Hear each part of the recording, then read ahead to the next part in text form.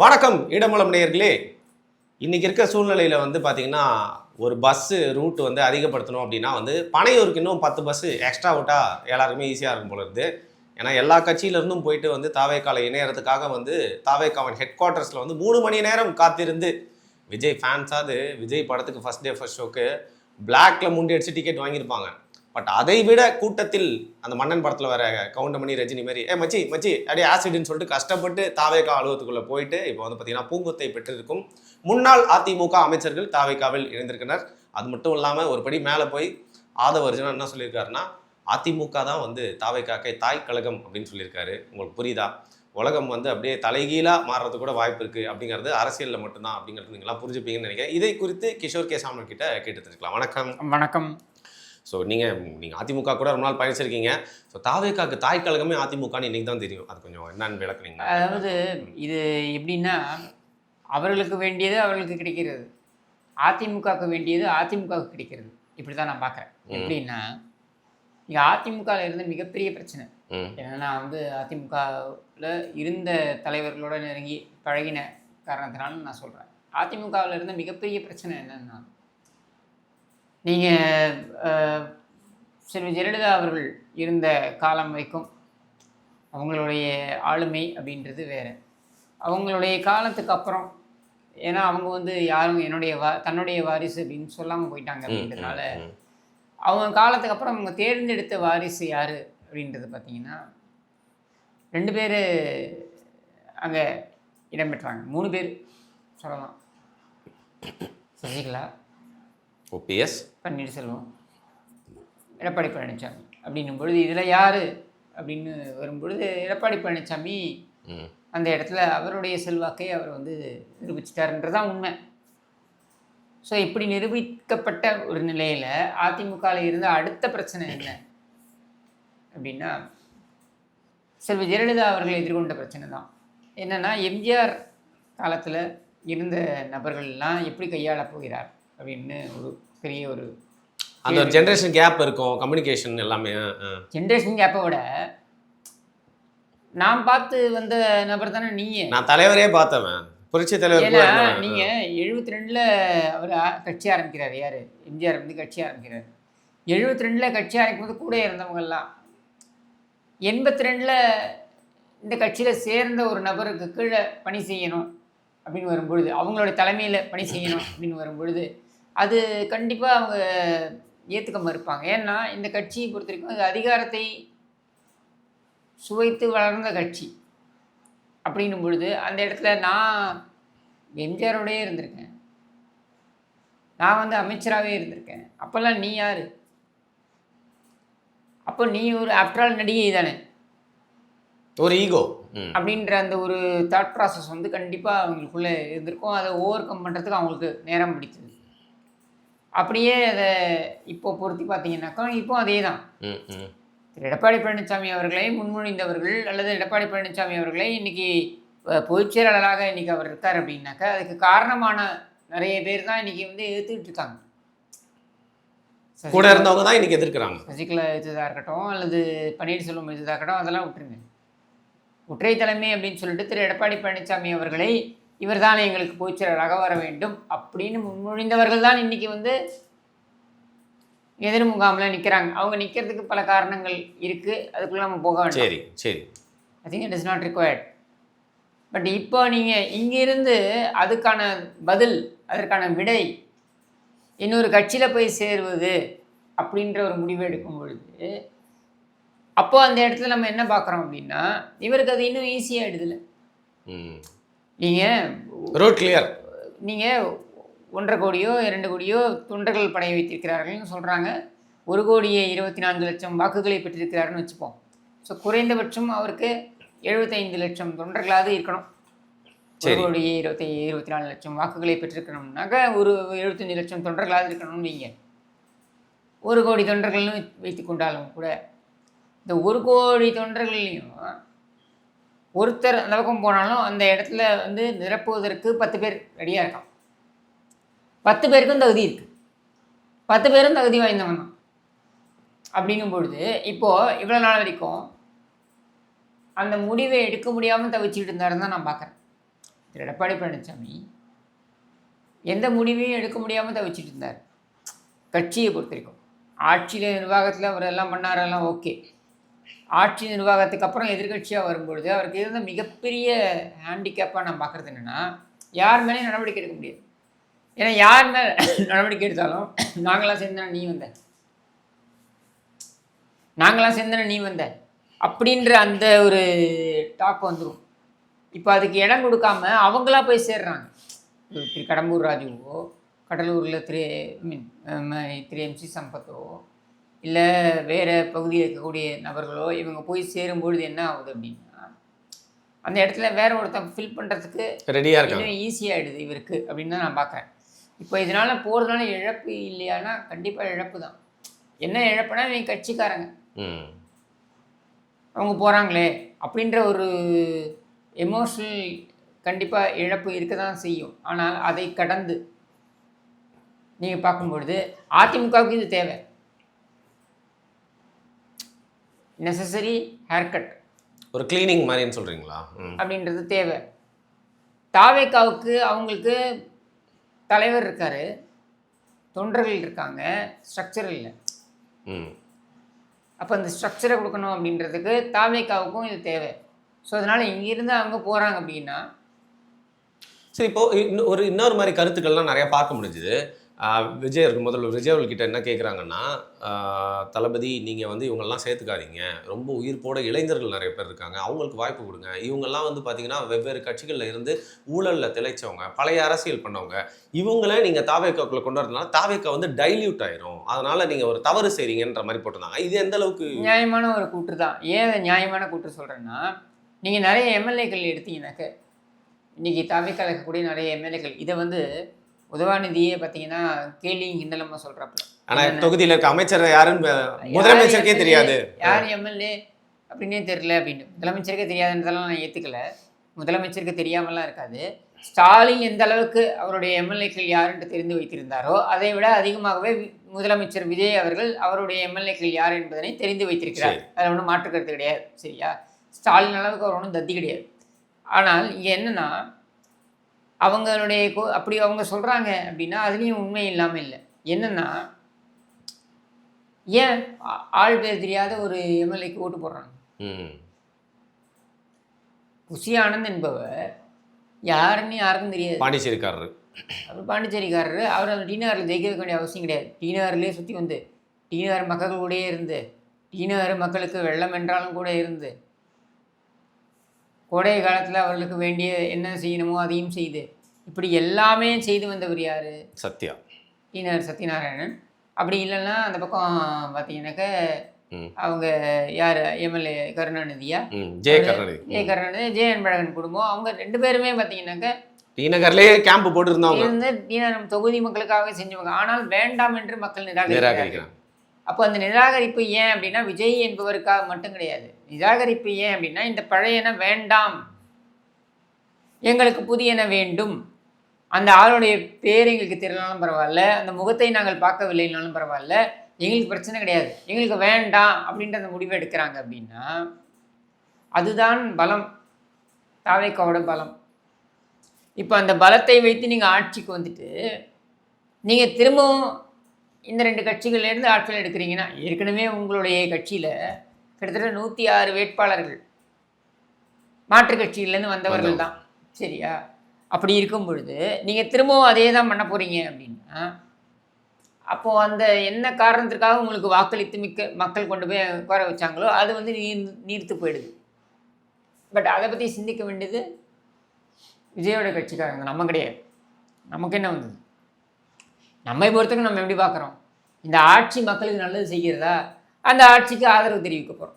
இந்த ஆட்சி மக்களுக்கு எதிராக ஏதாவது செய்ய போகிறதா, அந்த ஆட்சிக்கு எதிராக நம்ம விமர்சனங்கள் வைக்க போகிறோம். இவ்வளோ இதில் அது முடிஞ்சிருது. சரியா? நம்மை பொறுத்தவரைக்கும். ஏன்னா நான் மனமும் வந்து நான் உண்மையை சொல்லணும், பட்டவர்த்தமாக உண்மையை சொல்லணும்ல. நான் மனமும் வந்து நான் விருப்பப்பட்டு வாக்களித்த கட்சி தாவேக்கா கிடையாது.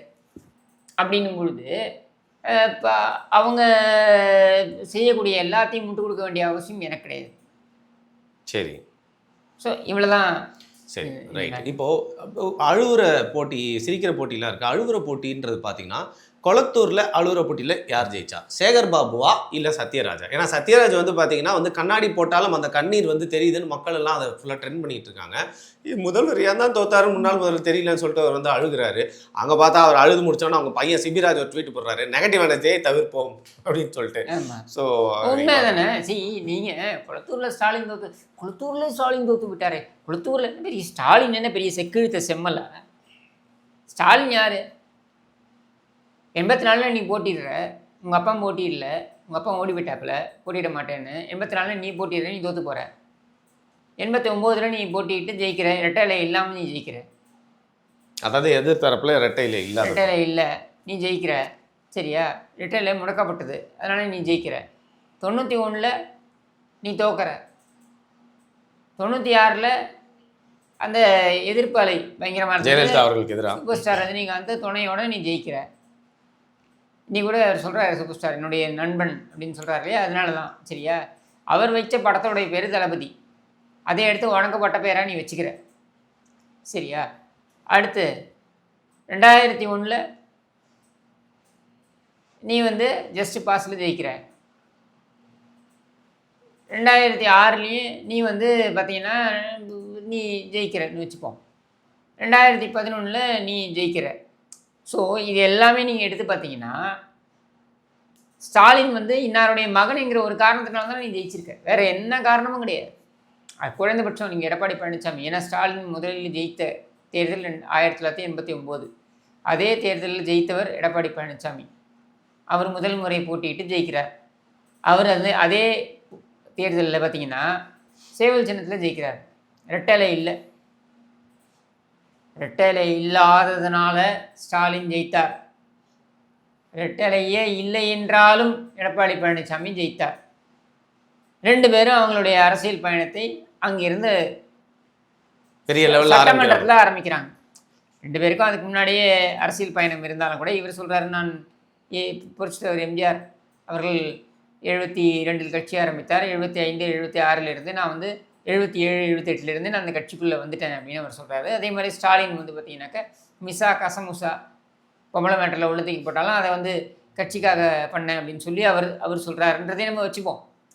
இப்போ என்னென்னா நீங்கள் ஸ்டாலினுடைய அந்த வளர்ச்சியை எடுத்து பார்த்தீங்கனாலே எல்லாமே உங்கள் அப்பனுடைய பேரில் சவாரி செஞ்சுருக்கேன், அவ்வளோதானே. இதில் என்ன பெரிய அவரே தோத்துட்டார். என்ன அவரே தோத்துட்டார்? காமராஜர் வந்து தோற்கடிக்கப்பட்டார். ஸ்ரீனிவாசன்ங்கிற அந்த ஒரு மாணவரால். என்ன இப்போ அதனால்? அதே காமராஜர் பார்த்தீங்கன்னாக்கா 62 காஞ்சிபுரத்தில் ஒரு டிரான்ஸ்போர்ட் அதிபர், அவரை வந்து அண்ணாதுரைக்கு எதிராக போட்டியிட வச்சு அந்த டிரான்ஸ்போர்ட் அதிபர் ஜெயித்தார்.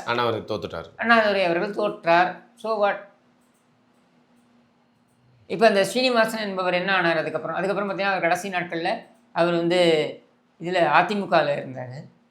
அதுக்கப்புறம் காங்கிரஸுக்கு போனார், ஏதோ ஒரு கட்சிக்கு போனார், மறையும் பொழுதுன்னு நினைக்கிறேன். அந்த மாதிரி ஏதோ இருந்தது. சரியா? என்ன இப்போ அதனால்? காமராஜரே தோற்ற பொழுது ஸ்டாலின்லாம் ஏமாத்திரம். கரெக்டு. சிட்டிங் சீஃப் மினிஸ்டர்ஸ்னால் காமராஜர் சிட்டிங் சீஃப் மினிஸ்டர் தோக்கலை. அஃப்கோர்ஸ் பக்தவச்சலம் தான் சிட்டிங் சீஃப் மினிஸ்டர் தோத்தார். Sitting chief minister Selvi Jayalalithaa தோத்தாங்க. சிட்டிங் சீஃப் மினிஸ்டர் ஸ்டாலின் தோற்றுருக்காரு. இவ்வளோதானே. என்ன இப்போ அதில்? ஏற்கனவே நடந்திருக்கு இதெல்லாம். என்ன இப்போது? சுகவனம்னு பர்கூரில் தோற்கடித்தார். யாரை? செல்வி ஜெயலலிதா அவர்களை தோற்கடித்தார். சரியா? இப்போ சுகவனத்தை என்ன நீங்கள் பெரிய அப்படியே திமுக தலைவராக்கிட்டீங்களா? இல்லை. இத்தனைக்கும் கருணாநிதி சொன்னார், இரும்பு காதுக்குள் புகுந்த எறும்பு, யானை காது. பாருங்க, ஸ்டாலின் உடனே நானும் தப்பாக பேசுகிறேன் பாருங்க. யானை காதுக்குள் புகுந்த எறும்பு என்றெல்லாம் வர்ணித்தார். சரியா? அது என்ன சுகவனத்தை அப்படியே தூக்கி இப்படி கொண்டாடிட்டீங்களா நீங்கள்? அதுக்கப்புறம் எம்பி ஆக்கினாங்கன்னு நினைக்கிறேன். 98 99 எம்பி ஆக்கினாங்கன்னு நினைக்கிறேன். மற்றபடி அவர் என்ன எங்கே போனார் யாருக்காவது தெரியுமா? என்ன பெரிய ஸ்டாலினே தோற்று போயிட்டாருன்ட்டு. ஸ்டாலின் தோற்க வேண்டும்னு நான் சொல்கிறேன். ஏன் உதயநிதியே தோற்க வேண்டிய நபர் தான். கொஞ்சம் நெஞ்ச ஆட்டமாக ஆடினீங்க நீங்கள் அதே தொகுதியில், அதே கொளத்தூர் தொகுதியில். ஏன்னா என்ன கைது பண்ணாங்க, அதனால நான் சொல்கிறேன். அதே கொளத்தூர் தொகுதியில் வெள்ளம் வந்திருக்கு அப்படின்னு சொல்லிட்டு அதில் தண்ணி நிற்குது அப்படின்றத சுட்டி காட்டிய ஒரே காரணத்திற்காக ஏன் நீ முதலமைச்சர் உன்னுடைய தொகுதியிலேயே தண்ணி நிற்குது அப்படின்றத சுட்டி காண்பித்ததற்காக கைது செய்யப்பட்டவன் நான் 2022 நவம்பர் இறுதி வாக்கில் கைது செய்யப்பட்டேன். 2வது முறை கைது செய்யப்பட்டேன். எதனால்? உன்னுடைய தொகுதியிலேயே தண்ணி நிற்குது அப்படின்றதுனால, இது சொன்னதுனால. சரியா? அப்போது உன் தொகுதிக்கு என்ன பண்ணிட்ட நீ? அங்கே நின்றுட்டு அப்படின்னு அந்த பொம்பளைங்கெல்லாம் ஆட விட்டு அப்படின்னு பண்ணது தானே நீ? வேலை நீ பண்ணிக்கிட்டு இருந்த. வேற என்ன பண்ண பெருசாக? இந்த சேகர் பாபுன்ற அந்த பொறுக்கியை அங்கே வச்சுக்கிட்டு நீ கூத்தடிச்சிக்கிட்டு இருந்த. சேகர் பாபுங்கிற பொறுக்கிக்கு மக்கள் கொடுத்த பதிலடி தான் அது. உனக்கு கொடுத்த பதிலடி என்பதை விட சேகர் பாபுங்கிற பொறுக்கிக்கு கொடுத்த பதிலடி தான் அது. படு. இதில் என்ன அப்படியே அழறதுக்கு என்ன இருக்குது? செல்வ அப்படியே சத்யராஜ் அழற அளவுக்கு இங்கே என்ன அப்படியே குடிமூழ்கி போயிடுத்த. இன்னொரு பக்கம் தாம்பரத்தில் நடந்த ஒரு மீட்டிங்கில் பார்த்தீங்கன்னா டிஆர் பாலு அவர் என்ன சொல்கிறாரு, அவங்க இன்னும் அந்த பிரம்மையிலேருந்து எழுந்தே வரல அப்படிங்கிற மாதிரி இப்போ வரைக்கும் தோத்ததுக்கு உண்டான உண்மையான காரணம் தெரியவே இல்லை, எல்லாமே புதிராகவே இருக்குது அப்படின்னு சொல்லியிருக்காரு. ஸோ 75 ஆண்டு கால அரசியல் கட்சி இப்போ வரைக்கும் தோத்ததுக்கு காரணம் இல்லைன்னு ஆல்மோஸ்ட் ஒரு மாதம் மேலே ஆயிடுச்சு. இன்னும் அதை சொல்லிட்டு இருக்காங்கன்னா அது ஏன்? தோத்ததுக்கு காரணம் என்னன்னு புரியாமலாம் இல்லை. தோத்ததற்கு உண்மையான காரணம் என்பதனை யோசிக்க மனம் வராமல் இருக்கிறார்கள். அவங்க மைண்டு என்னன்றதை நீங்கள் புரிஞ்சுக்கோங்க. அவங்களுக்கு அதிமுக ஜெயிச்சிருந்தா கூட அவங்க ஜீர்ணிச்சிருப்பாங்க. அவங்களால இதை ஜீர்ணிக்கவே முடியல. ஏன் ஜீர்ணிக்க முடியல அப்படின்னா, நாம் பார்த்து வளர்ந்த பையன் இன்றைக்கி நம்மளுக்கு எதிராக நிற்கிறானே அப்படின்றத அவங்களால ஜீர்ணிக்க முடியல, டாலரேட் பண்ண முடியல. உங்களுக்கு புரிஞ்சுதா? இப்போ நீங்கள் அதிமுக எடுத்துக்கிட்டிங்கன்னா, நம்ம 47 தொகுதியில் ஜெயிச்சிருக்கோம். 47 தொகுதியில் தான் ஜெயிச்சிருக்கோம். நம்மளுடைய வரலாறில் ஒரு தேர்தலில் தோற்று இன்னொரு தேர்தலில் வெற்றி பெறாமல் இருந்தது கிடையாது. பொது தேர்தல், சட்டமன்ற பொது தேர்தலை பொறுத்த வரைக்கும் 2 சட்டமன்ற பொது தேர்தல் என்பதனை வெற்றி பெறாமல் இருந்தது கிடையாது. அப்போ நம்ம தோற்றுருக்கோம். உள்ளபடியே அதை ஏற்றுக்கிறோம். வரலாற்றில் இப்படி ஒரு தோல்வியை அதிமுக சந்தித்தது கிடையாது அப்படின்றத நம்ம ஏற்றுக்கிறோம். சரியா? ஏற்றுக்கிட்டு அதை எப்படி சரி செய்யலாம் அப்படின்றதுக்கு கட்சிக்குள்ளேருந்தே குரல் வருது. கட்சியுடைய தலைமை அதை எப்படி அணுக வேண்டுமோ அப்படி அணுகுகிறது. இந்த பிரச்சனை போயிட்டுருக்கு. இதை விட்டுருங்க. திமுகவில் நீங்கள் எடுத்து பார்த்தீங்கன்னா அவங்களால அதை ஏற்றுக்கொள்ளவே முடியல. ஏன் ஏற்றுக்க முடியலன்னா, அதிமுக வந்திருந்தால் கூட பரவாயில்ல, இவங்க வந்துட்டாங்களே, இவங்க எப்படி வந்தாங்க? நாமெல்லாம் பரம்பரையாக இருக்கோமே, பரம்பரையாக திருடிட்டு இருக்கோமே. டிஆர் பாலு பையன் வளர்ந்துக்கிட்டவன் டிஆர்பி ராஜா. அதுக்கு அடுத்தது அவனுக்கு ஒரு பையன் வருவான். அவன் இப்படி நாங்கள் கொள்ளையடித்து கொண்டே இருக்கலாம்னு நினைக்கும் பொழுது அதை மாற்றி அதை உடைத்து மக்கள் இன்றைக்கு நம்மை வீட்டுக்கு அனுப்பி விட்டார்களே. இது எப்படி அனுப்பினாங்க? நாம் வைத்திருந்த ஸ்டாண்டர்டு என்ன? அதிமுக பலவீனமாக இருக்கிறது. ஏன்னா உதவாநிதி சொல்லியிருப்பார் பாருங்க, இந்த ஒரு கூட்டத்தில் சொல்லியிருப்பாரு, நம்ம எதிரி யார் என்பதனை கணிக்க தவறிவிட்டோம். வேற ஒன்றுமே இல்லை, அதிமுக பலவீனமாக இருக்கிறது அப்படின்றத திட்டமிட்டு 5 ஆண்டுகளாக இவர்கள் பரப்பி கொண்டிருந்தார்கள். 5 ஆண்டுகளாக மீடியாவில் நான் எவ்வளோ வாட்டி சொல்லியிருக்கேன் உங்களுக்கு. எந்த மீடியா எடுத்தீங்கன்னாலும் அதிமுக பலவீனமாக இருக்குது, அதிமுக பலவீனமாக இருக்குது, அதிமுகவில் பிரிஞ்சிருக்கு, 4ஆக பிரிஞ்சிருக்கு, 5ஆக பிரிஞ்சிருக்குன்னு அதிமுகவை கொச்சைப்படுத்துவது, அதிமுகவில் குழப்பம் இருக்கிறது என்பதனை திட்டமிட்டு உளவியல் ரீதியாக கொண்டு போய் விதைப்பது அப்படின்றதே முழு நேர வேலையாக செஞ்சுட்டு இருந்தாங்க. சரியா? அப்போ அதை முழு நேர வேலையாக செஞ்சுட்டு இருந்தவங்களுக்கு விஜய் என்பவர் விஸ்வரூபம் எடுப்பார் அப்படின்றதே இவங்க எப்போ உணர்றாங்க அப்படின்னா, நவம்பர் டிசம்பர் 2025, அதாவது இந்த கரூர் சம்பவத்திற்கு அப்புறம் தான் இவங்க உணர்றாங்க. இந்த கரூர் சம்பவத்திற்கு அப்புறம் இவங்க உணர்ந்து இவங்க என்ன பண்ணுறாங்க, விஜய் மீது தனிப்பட்ட தாக்குதல்களே இறங்குறாங்க. But then by then it is too late. அது மக்கள்கிட்ட போய் எடுபடலை. இவர்களிடம் இதே உதவாநிதி என்ன சொல்கிறார் என்பதனை புரிந்து கொள்ளுங்கள். அவர் என்ன சொல்கிறாரு, நாங்கள் எதிரி விஜய் என்று முடிவு செய்திருந்தால் விஜய் பற்றிய அவதூறுகளை எல்லா மீடியாவும் வச்சு கொண்டு போய் விதைத்திருப்போம். நாங்கள் தேவையில்லாமல் அதிமுக பற்றி அவதூறுகளை விதைத்து எங்கள் நேரத்தை வீணடித்து விட்டோம். இதை தான் அவர் சொல்கிறார். உங்களுக்கு புரியுதா? அப்போ இவங்க அவங்களுடைய செயல்பாடுனால்தான் தோற்றார்கள், அவர்களுடைய ஆணவ போக்கினால் தான் தோற்றார்கள். அவர்களுடைய பொறுக்கித்தனம், ரவுடித்தனம், அராஜகம் இதனால் தான் தோற்றார்கள். இதனை ஏற்றுக்கொள்வதற்கு தயாராக இல்லை.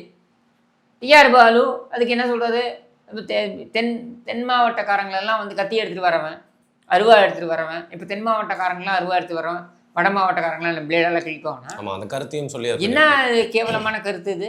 தென் மாவட்டங்களில் இருக்கவங்களாம் என்ன காட்டு மிராண்டியா? என்ன பேசுகிற நீ? ஆஃப்டர் ஆல் சாராயங்காச்சிரவ நீ இவ்வளோதானே? நீ உனக்கு என்ன பெரிய தகுதி இருக்கு?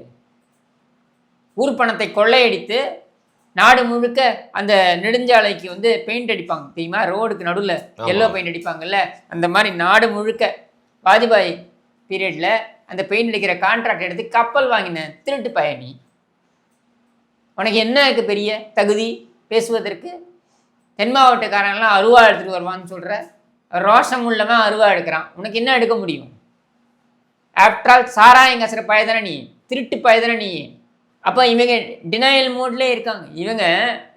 இவங்க வந்து தான் என்ன தவறு செய்தோம் என்பதனை ஏற்றுக்கொள்வது என்பதை விட திருடனுக்கு தேல் கொட்டினா மாதிரின்னு சொல்லுவாங்க தெரியுமா, திருடிட்டு அதை மக்களும் கண்டுபிடித்து விட்டார்கள் என்பதனால் அதை திசை திருப்புவதற்கு எதனால் தோத்தோம் என்னமோ இவனுங்க அப்படியே சத்தியசீரன்கள் மாதிரியும், இவனுங்க அப்படியே உத்தமன்கள் மாதிரியும், இவனுங்க நடத்திய ஆட்சி ஒரு கேவலமான, ஒரு குப்பைத்தனமான, கப்பித்தனமான ஆட்சி. இந்த ஆட்சியை தூக்கி எறிய வேண்டும் என்று மக்கள் முடிவெடுத்தார்கள், தூக்கி எறிந்தார்கள், அவ்வளவுதான். இல்லைன்னா எங்களுக்கு புரியாத புதிராக இருக்கிறது. சரி, ரைட். இப்போ கடைசியாக ஒரு விஷயம், உங்களுக்கு ரொம்ப நெருக்கமான ஒரு விஷயம், KN நேரு சம்மந்தப்பட்ட வழக்கு. அதை பற்றின அப்டேட்ஸ்லாம் நிறையா வந்திருக்கு, அதை குறித்து சொல்லுங்கள். KN நேரு வழக்கை பொறுத்த வரைக்கும் இந்த வழக்கில் நான் வந்து ஏன் ரொம்ப சந்தோஷப்படுறேன் அப்படின்னா, ஏன்னா நிறைய பேர் கிரெடிட் எல்லாத்துக்கும் எடுத்துப்பாங்க. சரியா? உண்மையாகவே இதில் ஓரளவுக்கு, அதாவது ஒரு சர்டன் பர்சன்டேஜ் கிரெடிட்டாவது நான் எடுத்துக்கலாம். ஏன்னா அதை முதல்ல TVH ட்ரூ வேல்யூ ஹோம்ஸ் அப்படின்றத குறித்து அந்த விவகாரத்தை வெளியே கொண்டு வந்து உடைத்தவன் நான். சரியா? அப்படி உடைத்து அதற்கு அவங்க தரப்புலேருந்து, நேரு தரப்புலேருந்து நிறைய எனக்கு எவ்வளோ மிரட்டல்.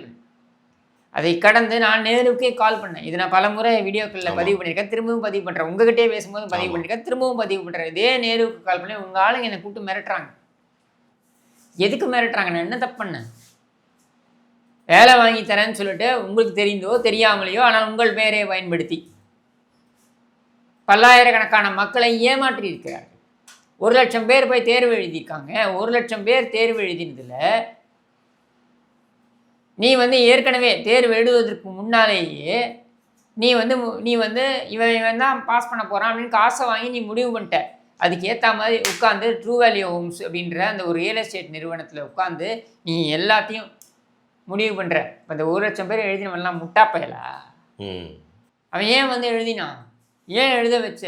இதில் 700 கோடி ரூபாய் தெரிந்தே, இது தவிர GCC அப்படின்னு எடுத்தீங்கன்னா கக்கூசை திருடியிருக்கானுங்க இவனுங்க.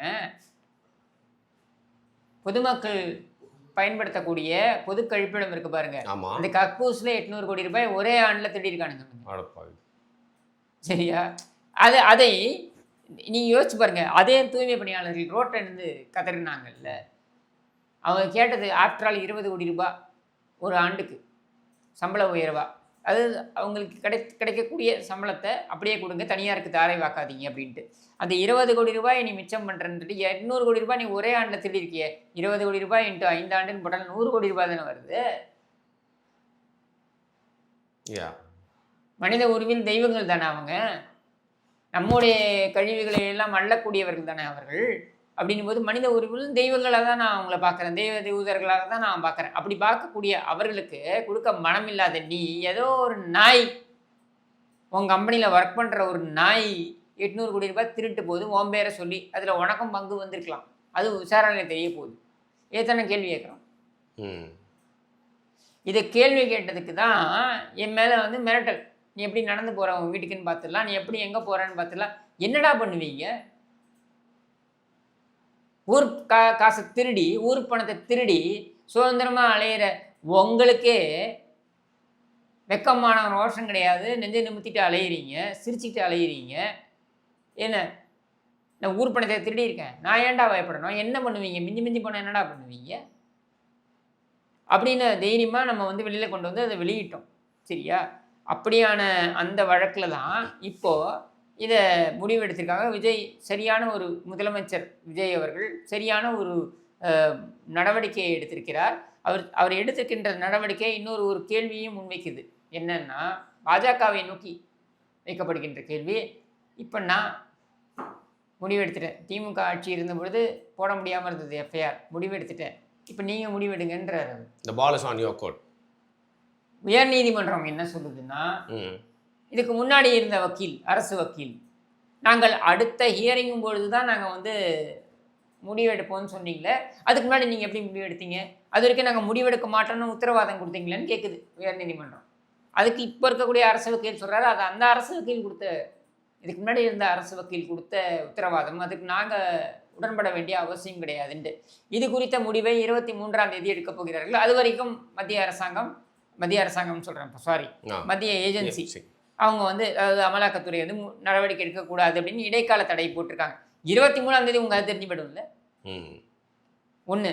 2வது, செந்தில் பாலாஜிக்கு எதிராக நடவடிக்கை எடுப்பதற்கு, அதுவும் அதே மாதிரி வேலை வாங்கி தருகிறேன் என்று ஏமாற்றிய அந்த வழக்கில் நடவடிக்கை எடுப்பதற்கு ஒப்புதல் கொடுக்க வேண்டும் அப்படின்னா ஆளுநருக்கு, ஏன்னா அவர் எம்எல்ஏ இல்லையா, அதனால் ஆளுநருக்கு இப்போ கொடுத்துருக்காங்க, மனு கொடுத்துருக்காங்க. தமிழக அரசாங்கம் மனு கொடுத்துருக்கு. ஸோ அதையும் என்ன சொல்கிறாங்க, செந்தில் பாலாஜியையும் நேருவையும் இவங்களை நாங்கள் கைது செய்வதற்கோ அல்லது அவர்கள் மீது சட்டப்படியான நடவடிக்கை எடுப்பதற்கோ நாங்கள் முடிவெடுத்துட்டோம். இப்போ நீங்கள் என்ன எடுக்க போகிறீங்க அப்படின்ற கேள்வியை பாஜகவை நோக்கி வைத்திருக்கிறது அப்படின்னு தான் நான் பார்க்குறேன். சென்ட்ரல் ஏஜென்சிஸ் பாஜக கண்ட்ரோலில் இல்லை நம்ம ஆர்கியூ பண்ணாலும், இப்போ கேள்வி என்ன வருதுன்னா, சென்ட்ரல் ஏஜென்சி நடவடிக்கை எடுக்கலைன்னா, இல்லை ஆளுநர் ஒப்புதல் கொடுக்கலன்னா, இல்லை தாமதப்படுத்தினால் என்னென்னு எடுத்துப்போம்? யார் யாரோட பி டீம் அப்படின்றது இதில் தெரிஞ்சு போயிடும்ல. அப்போ இது ஒரு அரசியல் நகர்வாக தான் நான் பார்க்குறேன். முதலமைச்சர் விஜய் அவர்கள் சரியான ஒரு நடவடிக்கையை எடுத்திருக்கிறார். அடுத்து அனிதா ராதாகிருஷ்ணன் மேலே எடு. ஓகே, நீ நடவடிக்கை எடுங்க. சேகர் பாபு என்ற பொறுக்கி அறநிலைத்துறை என்பதனை வைத்து கோவில்களை வைத்து சூறையாடி இருக்கிறான், அவனை தூக்கி உள்ள வைங்க. இதையெல்லாம் நீங்கள் செய்தீர்கள் என்றால் மக்கள் மனதில் நீங்கள் வந்து கண்டிப்பாக மிக உயரமான ஒரு இடத்திற்கு செல்வீர்கள். செய்யுங்கன்ற நான். சரி, செய்கிறாங்களா இல்லையா அப்படிங்கிறத பொறுத்து இருந்து பார்ப்போம். இல்லைனா ஒரு மேலோட்டமான நடவடிக்கை அப்படிங்கிறது கொஞ்சம் வெயிட் பண்ணி பார்த்தா தெரிஞ்சிடும். மிக்க நன்றி உங்களோட பதில்கள்.